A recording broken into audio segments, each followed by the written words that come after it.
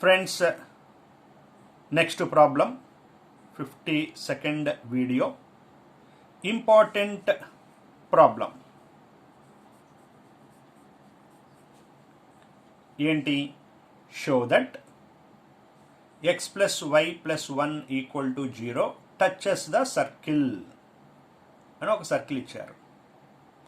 And find its point of contact అంటే ఈ line సర్కిల్ని touch చేస్తుంది అని మీరు ప్రూవ్ చేయండి.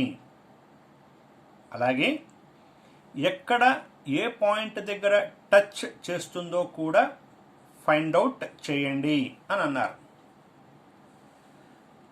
ఇక్కడ టాంజెంట్ని సర్కిల్ ఎక్కడైతే టచ్ చేస్తుందో ఆ పాయింట్ని పాయింట్ ఆఫ్ కాంటాక్ట్ అంటారు. డయాగ్రామ్ని పరిశీలనగా చూస్తే ఈ పి అనే పాయింట్ రెండిటి మీద ఉన్నట్టు కనపడుతుంది. ఎక్కడ? ఈ టాంజెంట్ మీద, అలాగే ఈ సర్కిల్ మీద. ఇప్పుడు నేను ఏ పాయింట్ గురించి అయితే మాట్లాడుతున్నానో ఆ పాయింట్నే పాయింట్ ఆఫ్ కాంటాక్ట్ అంటారు. అటువంటి పాయింట్ రెండిటి మీద ఉంటుంది. టాంజెంట్ మీద ఉంటుంది, సర్కిల్ మీద కూడా ఉంటుంది. సో మనం ఇప్పుడు ప్రాబ్లంలో ఏం చేయాలి? ఈ లైన్ సర్కిల్ని టచ్ చేస్తుంది అని మనం ప్రూవ్ చేయాలి.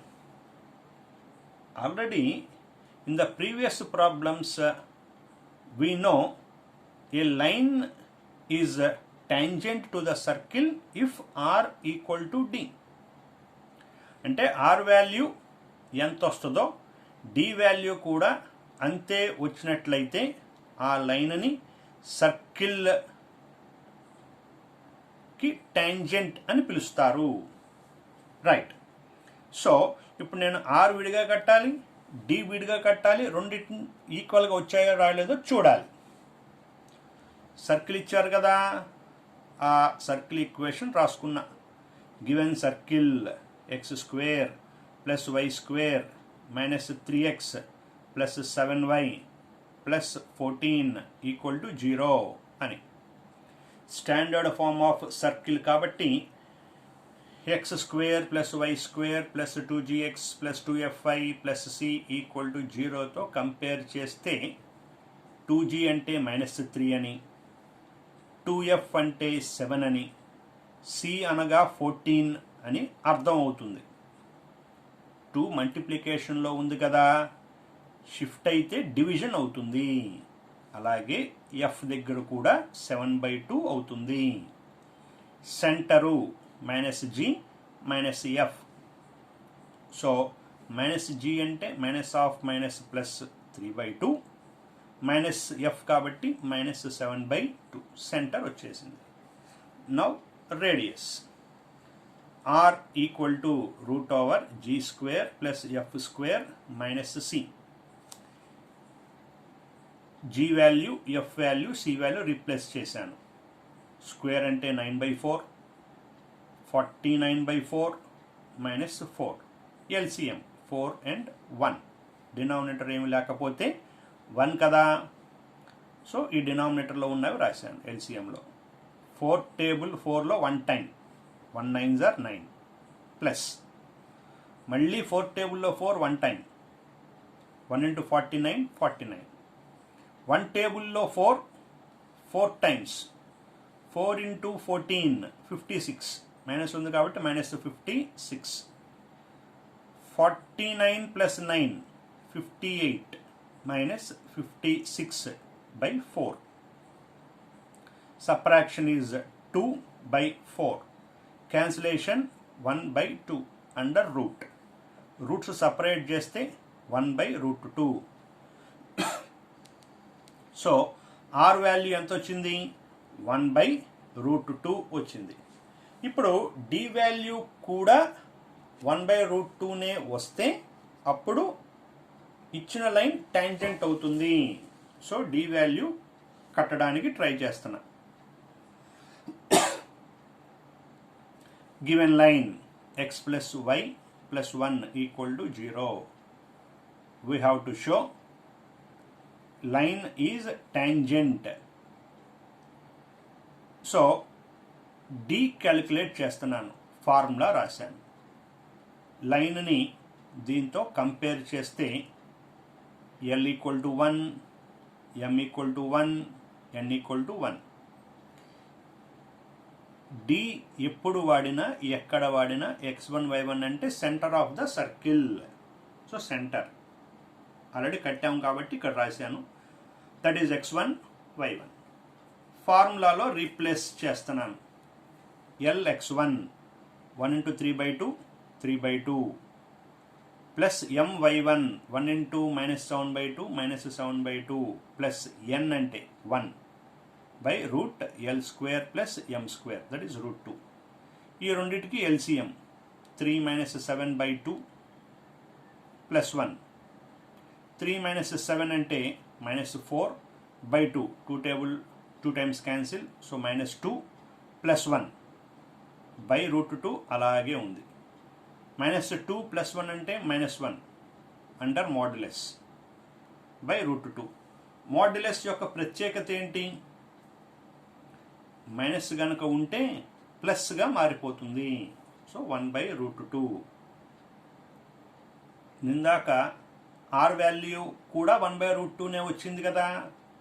Therefore R equal to D. ఎప్పుడైతే R, D రెండు ఈక్వల్ అవుతాయో అటువంటి లైన్ని టాంజెంట్ అని పిలుస్తారు. Therefore the line x + y + 1 = 0 is tangent to the circle. Now point of contact. ఒకసారి డయాగ్రామ్ని చూస్తే మనకి పాయింట్ ఆఫ్ కాంటాక్ట్ అంటే ఏంటో అర్థమవుతుంది. ఒకసారి డయాగ్రామ్ దగ్గరికి వెళ్తున్నా, చూడండి. సెంటర్ ఆఫ్ ద సర్కిల్ నుంచి పర్పెండిక్యులర్గా లైన్ డ్రాప్ చేసుకుంటూ వస్తే ఈ టాంజెంట్ని ఈ పాయింట్ దగ్గర టచ్ చేసింది. ఇది సర్కిల్ అనే విషయాన్ని పక్కన పెడితే ఒక పాయింట్ దగ్గర నుంచి పర్పెండిక్యులర్గా డ్రాప్ చేసుకుంటూ వచ్చినప్పుడు ఏ లైన్ అయితే ఎక్కడైతే టచ్ చేస్తుందో ఆ పాయింట్నే ఫుట్ ఆఫ్ ద పర్పెండిక్యులర్ అంటారు. సో పాయింట్ ఆఫ్ కాంటాక్ట్ అని పిలువబడేది ఏంటి? Foot of the perpendicular. ఎక్కడి నుంచి గీశారు? సెంటర్ ఆఫ్ ద సర్కిల్ నుంచి గీశారు. సో అదే ఇక్కడ రాస్తున్నాం. ఏంటి? Point of contact is foot of perpendicular from centre to the line x + y + 1 = 0. So foot of the perpendicular formula రాశాను. h - x1/L = k - y1/m - Lx1 + my1 + n/L² + m². పైన ఏవైతే L, M, N, x1, y1 values ఉన్నాయో అవే values ఇందులో replace చేశాను. H, కే మనం find out చేయాలి. So అవి అలాగే ఉంటాయి.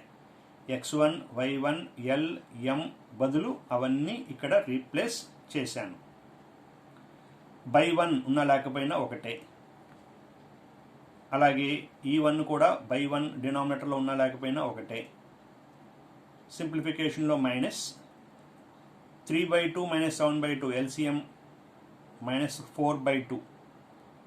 సో -2/2 -1 మొత్తం అంతా సింప్లిఫై చేసుకుంటే ఈ మైనస్ లోపల వచ్చే మైనస్తో ప్లస్ అయ్యి 1/2 అయింది.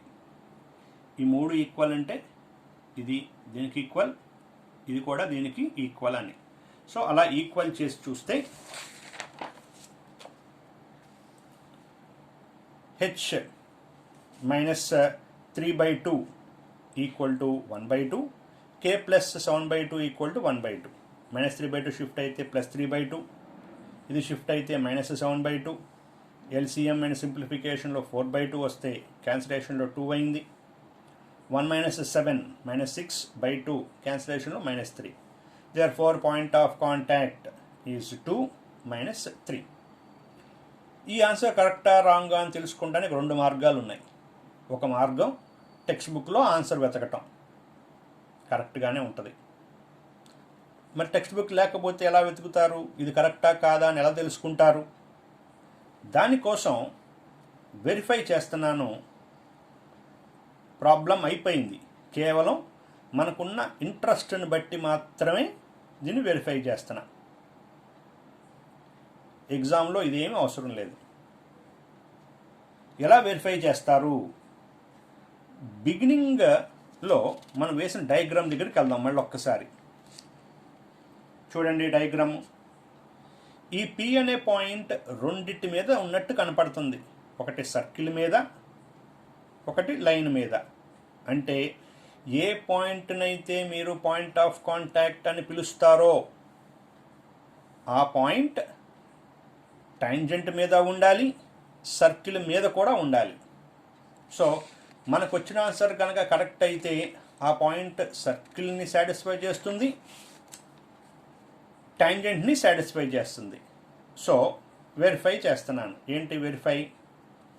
Point of contact lie on tangent, line and circle రెండిటి మీద ఉంటుంది. సో నేను పుట్ 2 - 3 ఇన్ లైన్. ఎక్స్ బదులు వై బదులు రీప్లేస్ చేస్తున్నా. 2 - 3 + 1 = 0. సింప్లిఫికేషన్ 0 = 0. LHS = RHS వచ్చింది కాబట్టి point lies on the line. Now check whether the same point lies on the circle or not. So replace the point in the given circle. In the place of x and y, replace 2 and -3. మొత్తంలో replace చేశాను. సింప్లిఫికేషన్లో 4 + 9 13 + 14 27 -27 = 0. So 0 = 0. Therefore the point also lies on the circle. A point అయితే circle మీద line మీద ఉంటుందో అటువంటి పాయింట్ని point of contact అంటారు. కాబట్టి మనకు వచ్చిన answer correct. So problem is already over. Now verification is also over.